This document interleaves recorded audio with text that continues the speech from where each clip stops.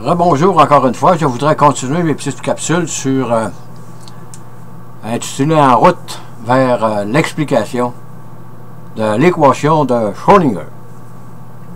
Tout à l'heure, nous avons vu la fonction sinus t et je voudrais revenir un peu dessus parce que je voulais, si vous prenez la dérivée première, mettons à ce point-là, vous allez avoir une pente parallèle à l'axe X. Qu'est-ce que ceci veut dire? Ça veut dire que la vitesse qui est ici va être minimum et que l'accélération va être égale à 0. Et pour continuer, c'est sûr que pour les ondes électromagnétiques ou les ondes de propagation du son ou les ondes sur l'eau, comme je parlais tout à l'heure à un lac, là, il faut ajouter la fréquence. Qu'est-ce que c'est la fréquence? La fréquence, c'est la vitesse de propagation de l'onde. Ça veut dire que si vous fixez un point, il y a un onde qui oscille devant vous, là. Disons, ça serait un onde liquide, là. Si vous fixez un point devant vous, vous vérifiez comment, dans une seconde, combien de fois vous allez voir de pic. Si vous envoyez 1, ça veut dire que la fréquence est 1 cycle par seconde. Si vous envoyez 2, la fréquence va être de 2 cycles par seconde. Si vous envoyez 3, ainsi de suite. Et plus la fréquence augmente, plus la vitesse de propagation est rapide, évidemment. Et si vous prenez la fonction psi, qui est égale à sinus 2πft, là, nous entrons dans le domaine des ondes.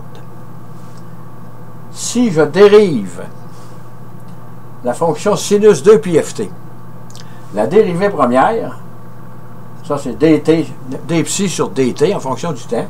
Là, on peut mettre le psi dψ sur dt, ou psi comme ça, avec un petit point sur le top. Ça veut dire que c'est la dérivée première. Ça va vous donner 2πf, on a vu tantôt. Pour dériver une fonction comme ça, on sort le 2πf, on le met en avant, et on met entre parenthèses le cos, le sinus, la dérivée du sinus qui est le cos 2πft. C'est comme ça qu'il faut faire la dérivée. Et si vous allez chercher la dérivée seconde qui est l'accélération, vous allez d2 psi sur dt, ça va vous donner psi avec deux petits points, si vous aimez mieux, deux petits points dessus, vous savez que c'est la dérivée seconde. Vous ressortez le 2πfd du cos encore une fois, ça va vous donner 2πf au carré, mais vous savez que la dérivée du cos est le moins sinus, donc ça va vous donner moins 2πft au carré, sinus 2πft. Là, nous sommes rendus dans le domaine des ondes, et nous sommes...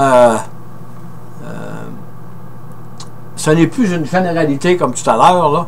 C'est vraiment en rapport avec les fréquences. Et comme on le sait, les ondes de radio, les ondes de télévision, les ondes hertziennes, les ondes sur l'eau, ils ont toutes sortes de fréquences. Et dans le domaine des ondes électromagnétiques, il y a une infinité de fréquences, aller jusqu'au rayon gamma. À ce moment-là, comme on dit, la dérivée seconde, c'est l'accélération. Et c'est la courbure, le degré de courbure de la courbe. Et vous voyez ici, là, j'ai 2πf, cos 2πft. À ce moment-là, si vous tracez la courbe, vous voyez que l'amplitude de l'onde sinusoïdale W sin 2πft, c'est une sinusoïde, sauf que le cosinus, l'amplitude va être plus grande, parce que vous avez le 2πf. Et pour l'accélération, c'est un peu la même chose. Vous avez le 2πf en avant au carré.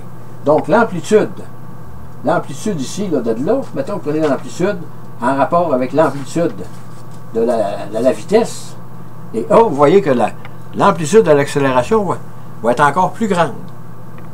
Autrement dit, la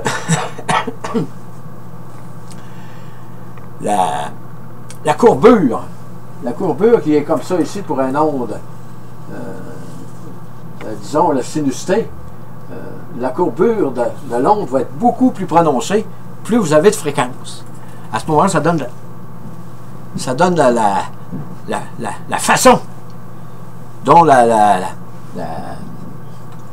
la particule va se promener, disons non, là, faut pas... Là, on parle de l'interprétation de Copenhague, là. Je ne peux pas dire ça comme ça. Parce que c'est ça que Erwin Schrödinger a toujours pensé. Mais disons que l'interprétation de Copenhague, excusez, c'est pas ça. Parce qu'il faut se rapporter à Heisenberg. Et l'électron ne peut pas. C'est une probabilité. C'est une amplitude de probabilité que nous avons de déterminer la particule à un certain endroit. C'est pas ce que Schrödinger pensait, là. Mais disons qu'on demeure dans l'interprétation de l'école de Copenhague.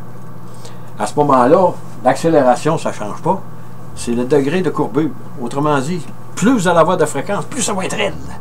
Autrement dit, là, vous êtes, mettons, au maximum ici, là. Au lieu de descendre comme ça, une belle courbe comme ça, là, ça va piquer d'un coup sec en bas. Ça va remonter d'un coup sec en bas. Parce que plus vous avez de fréquence, plus c'est compressé et plus l'accélération va être rapide. Et le degré de courbure. Et j'avais terminé cette petite capsule-là sur la fonction sinus de pi-ft. Et dans la prochaine capsule, nous allons nous rendre à l'équation de Helmholtz. Sur ce, je vous dis bonne écoute, merci et à la prochaine.